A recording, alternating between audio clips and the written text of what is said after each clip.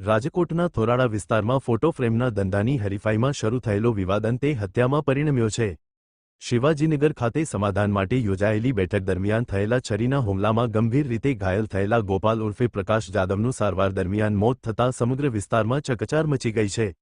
મળતી વિગત અનુસાર 25 જૂનની રાત્રે આશરે 9 વાગ્યે શિવાજીનગરમાં ગોપાલ જાદવ અને તેમના કાકા વિજય જાદવ સમાધાનની વાતચીત કરવા અનિલ પરમારના ઘરે પહોંચ્યા હતા।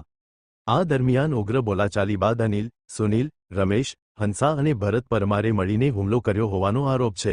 હુમલામાં ગોપાલ અને વિજયને છરીના ઘા મારવામાં આવ્યા હતા। પ્રાથમિક તપાસમાં સામે આવ્યું છે કે આરોપી અનિલ પરમાર અગાઉ ગોપાલના ફોટો ફ્રેમના કારખાનામાં કામ કરતો હતો।